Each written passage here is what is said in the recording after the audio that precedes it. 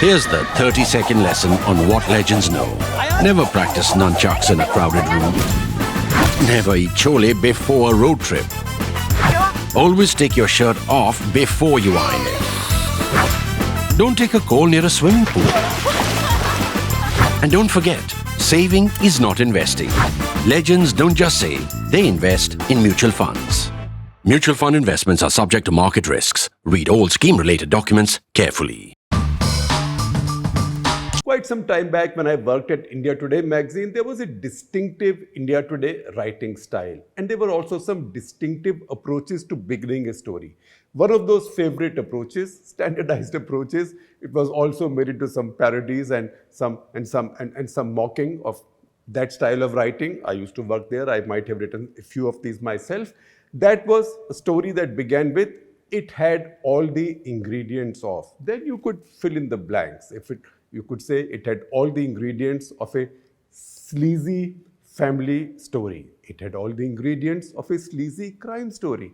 It had all the ingredients of a political crime story. It had all the ingredients of a cynical political story. It had all the ingredients of a typical feuding family drama. All of that you could say for various different stories.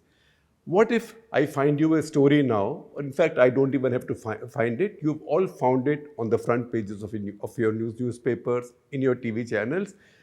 One story which had all the ingredients of all these stories. So there is sleaze, there is crime, there is politics, there is family drama, there is a dynasty in decline, there is a partner in trouble. Partner in trouble means partner embarrassed, even if it's a bigger partner. On top of all of this is happening in the middle of an election campaign. I know by this time you figured what I'm talking about. I'm talking about the latest sleaze scandal in Karnataka, where Prajwal Revanna, one of the grandsons of Deve Gowda, the former Prime Minister of India, former Chief Minister of Karnataka, and a man who has the knack of usually ending up on the winning side, he and his family. And if he doesn't end up on the winning side, he and his family don't end up on the winning side, they maneuver themselves on the winning side. That's been their politics for more than 25 years, almost 30 years now. This time it looks like they may have come unstuck a little bit. Although, by the way, whatever is left of the dynasty, that dynasty by the end of this election, by the time the election results come, it's quite possible that they will again end up on the winning side. However, right now they've caused one big mess for their senior partner, that's the BJP. You know the basic story. The basic story is that Prajwal Revanna, 33 years old, grandson, one of the grandsons of Deve Gowda, he was the candidate for JDS, for his party, from Hassan constituency. Hassan is like a family pocket borough. Hassan constituency in partnership with the BJP. The last time the BJP and JDS were on opposite sides in the last parliament elections,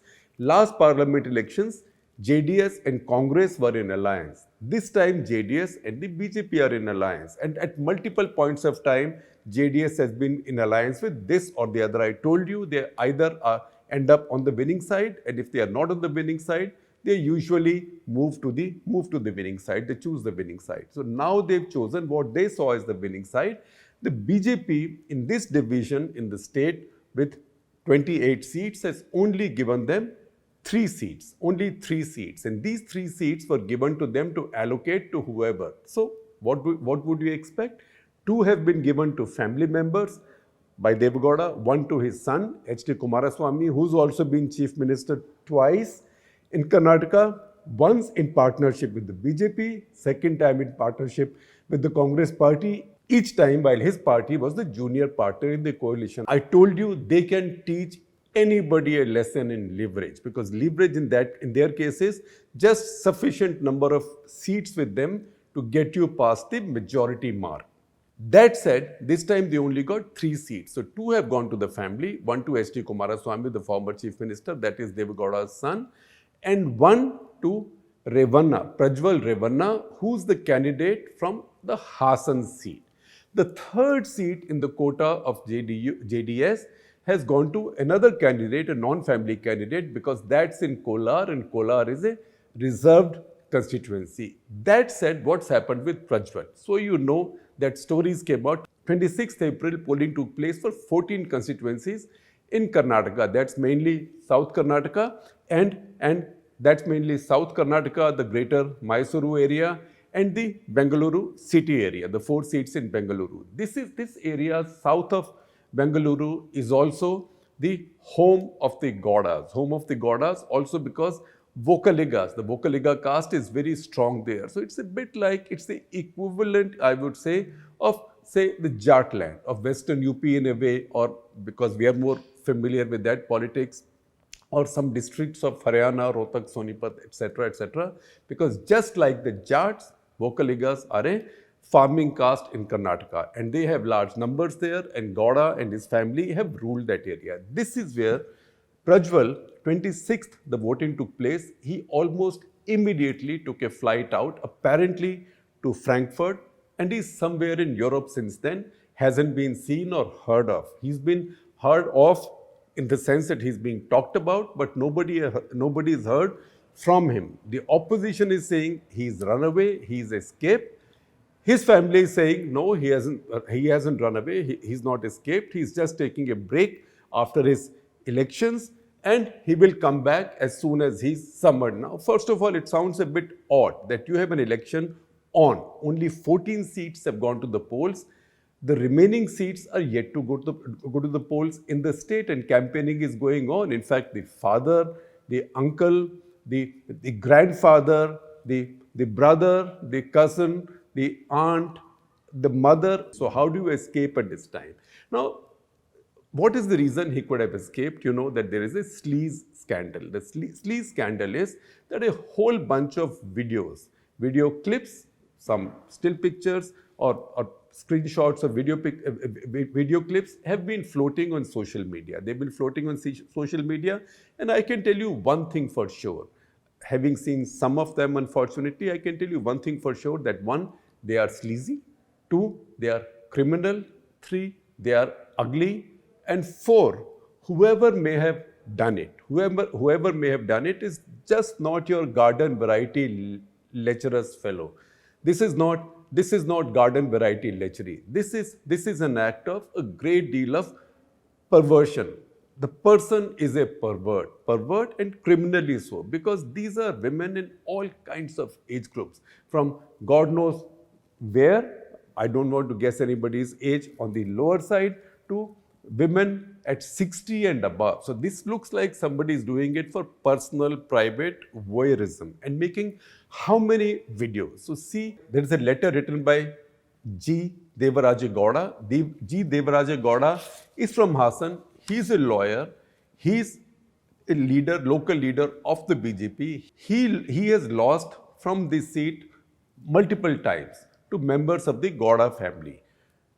He obviously has a grievance, and in politics, why should you not? He wanted this time to contest from this seat for the BJP because the BJP thought they had won most of the seats the last time, barring one going to Congress and one going to Deve Gowda's party. BJP had won all the seats, all but another one I could say, that is Sumarlata. Sumarlata was an independent candidate who joined the BJP. So you can say BJP had won 26 of the 28 seats. So it's reasonable for Devaraja Gowda to think that this was a safe election for him and he should get the Hassan ticket from the BJP. He did not get the Hassan ticket from the BJP. So he wrote a letter to his BJP High Command. The letter was written to Vijayendra, who is the head of the BJP, chief of BJP in Karnataka, with copies to the top leadership of the BJP in Delhi, where he said that Sleaze videos involving Prajwal Revanna, or allegedly involving Prajwal Revanna, existed. He also said that there was a pen drive. He put a number to the videos, ugly videos, sleazy videos on that pen drive. He said that pen drive had 2,796 videos. Now, those videos are flying all over the place. They are flying all over the place. Later in a press conference, he said, in fact, in the letter also he said that it isn't just one pen drive.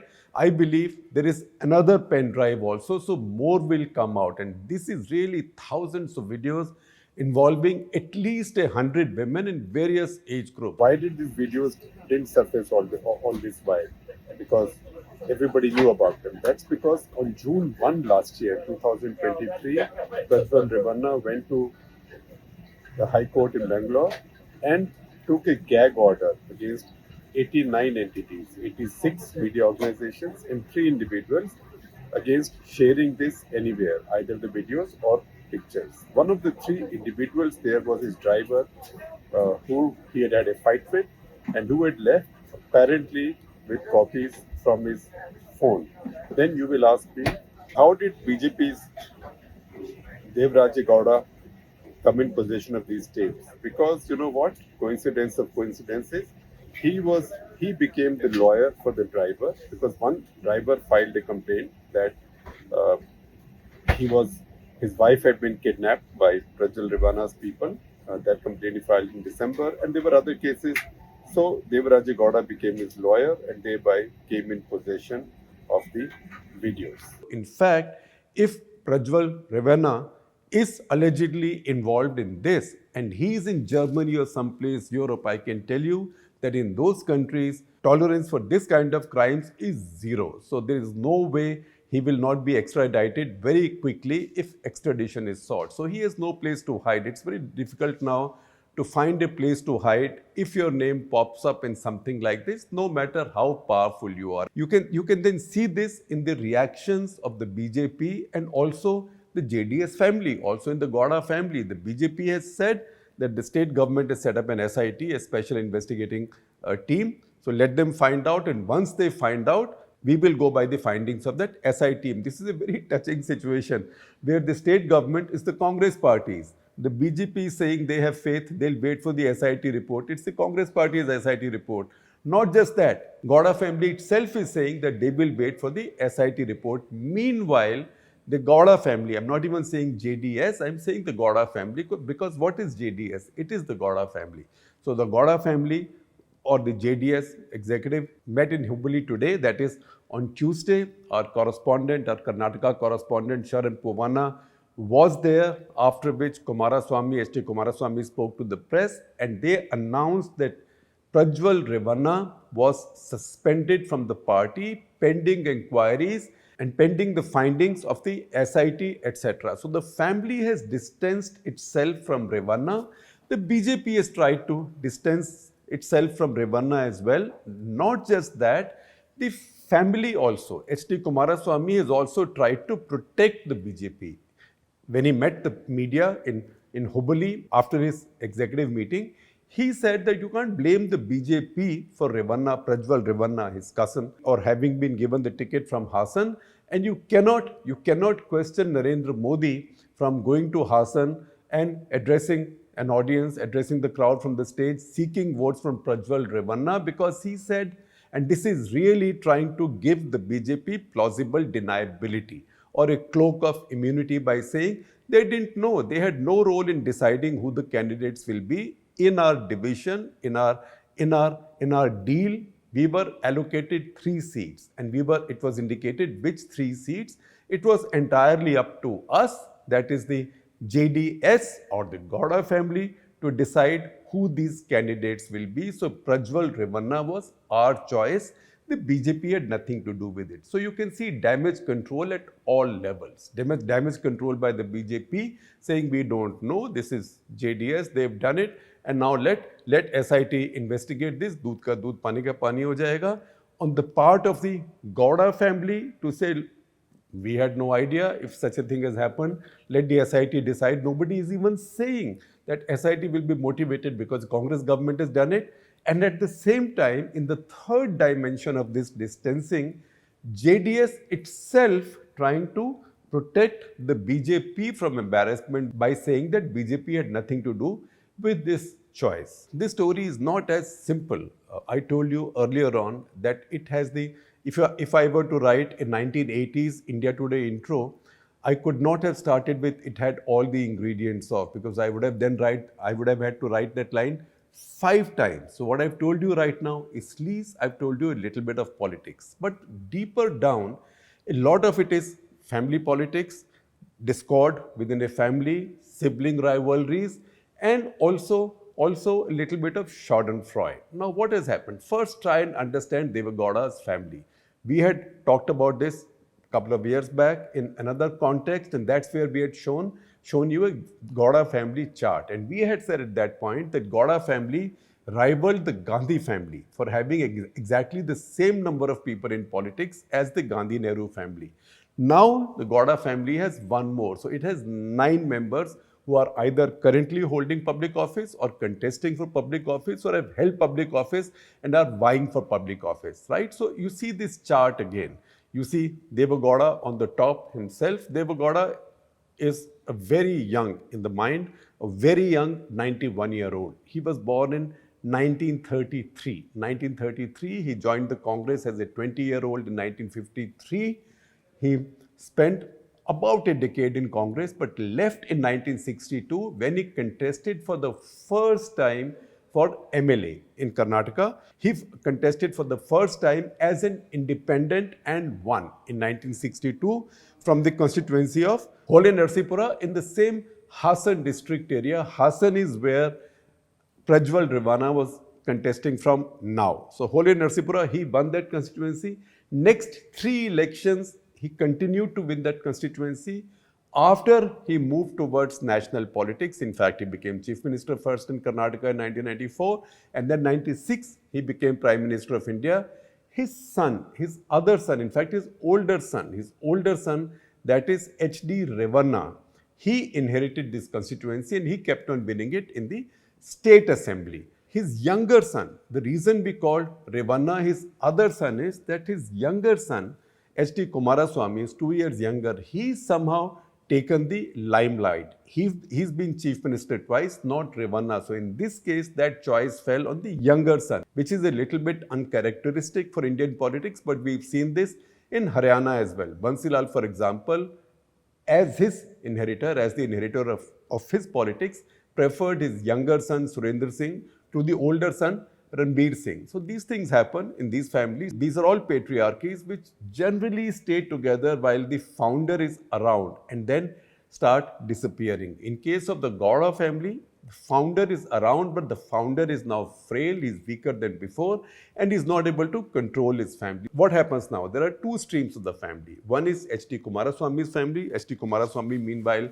keeps becoming Chief Minister. In fact, once when he was Chief Minister the first time, he'd also featured in Walk the Talk. And I then asked him that, isn't it strange that your father became Prime Minister of India because everybody wanted to keep the BJP out of power, right? Because you wanted to set up a secular government. And now you've become a Chief Minister in partnership with the BJP. And he said, his reply was very straightforward and very forthright. It's on the record. You can Google that episode of Walk the Talk on NDTV's YouTube channel. He said, my father, sir, made a very big mistake by becoming Prime Minister of India. I said, how? He said, by becoming Prime Minister of India, we lost our hold over the politics of our state. We must learn from Dravidian parties, DMK and AIADMK, because what they do is, they always make sure that their power in the state remains intact. Then they use that power to leverage for positions, power, favors, whatever in Delhi. In that keenness to become Prime Minister of India, my father lost track of that, and that's how we lost power in our own state. So he is a very practical person, and this is a very practical family. This time, H.D. Kumaraswamy is contesting. He is contesting from the old family seat of Mandya. His partner is the BJP. He is contesting. Earlier, his wife, Anita Kumaraswamy, she was the MLA from Ramanagara. Ramanagara, by the way, is the exact place or exact constituency or exact location where on the rocks, these are quite impressive rocks, that's where Gabbar Singh operated his empire from in the film Sholay. Now, she was the MLA from Ramanagara. In the last assembly election, she sacrificed her MLA seat. She did not contest again. She gave it to her son, Nikhil Kumaraswamy. Nikhil Kumaraswamy lost that election because last assembly election 2023, the Congress party swept. JDS did very badly. The BJP did very badly. The JDS also did very badly. In fact, for Nikhil Kumaraswamy, this was a double setback because in 2019, he had contested for parliament, for Lok Sabha from Mandya and had lost from there as well. And the story is that he had been forced to contest in 2019 from Hassan out of the fear that the grandfather may give the family's old pocket borough to his cousin, because the fear was the grandfather might give the family's pocket borough of Mandya to his cousin, that is Prajwal Revanna. What happened in that election? Nikhil Kumaraswamy lost. So he's lost twice.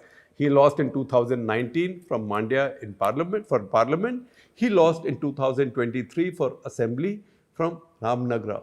On the other hand, it is Prajwal who won the Hassan seat in 2019, and he became the only Lok Sabha member from JDS in the 2019 parliament. So he's up for election in the same constituency where counting has taken place, and this scandal is broken after that. So because this scandal is broken, you can see a little bit of sibling rivalry, both between the cousins, that is Nikhil and Prajwal, but also more importantly, H.D. Kumaraswamy and H.D. Revanna. Because see the responses of H.D. Kumaraswamy, how quick he has been to distance himself from the nephew, how quick he has been to say that let SIT, etc. decide and let the law take its course. And you can see there is a certain sense of delight there. And I will give you some background to substantiate it, because there was a lot of tamasha in 2023 last year when the state assembly tickets were being allocated. For example, Revanna's wife, Bhavani, Revanna's wife, that is the senior Revanna, H.D. Revanna, the brother of Kumaraswamy. Revanna's wife, Bhavani, who is a former Zilla Panchayat or Zilla Parishad member and has also been vying for party tickets to contest either for Lok Sabha or for Vidhan Sabha. She wanted to contest in the 2023 assembly election. That seat, in fact, she also went ahead and announced her candidature from a constituency of her choice in the same area, in the same Gowda land, if I might call it. That is when Kumaraswamy intervened, saying, I will decide. Nobody decides who the candidate will be. And also, the other side said, Revanna's side said, Deve Gowda will decide. The senior Deve Gowda will decide. So I will share with you a story by Sharan Puvana at that point. Story headlined, Aging Deve Gowda, Feuding Sons and Shakunis, quote unquote Shakunis, what's ailing JDS ahead of Karnataka polls. Now Shakuni, as we know, is the character, the subversive character from Mahabharata, the mama of the Kauravas, who created so much trouble in the family, put brother against brother, cousin against cousin. He had many grudges, and he also had some mythical powers, etc.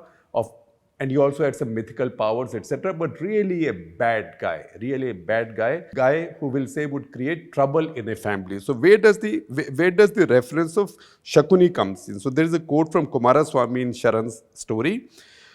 In politics of Kali Yuga, Kumaraswamy said, there are hundreds of Shakunis who have been misleading the children of our family, and this is why they misspoke. Then he goes on to say, our children may have said that Deve Gowda will take the final decision. When he says our children, he is referring to Revanna's children, because Revanna's children said that their mom will get the ticket.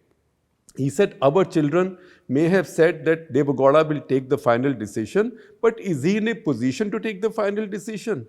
I have set out to win 120 seats for the party as a tribute to him, that is Deve Gowda. Before he breathes his last, I want to show that his party has survived. Now, first of all, if you ask Deve Gowda this, or if Deve Gowda saw this, he'd be very cross, because I don't think he thinks he's going away anywhere. And if you talk with him, you know that his mind is all there and he thinks he's in control.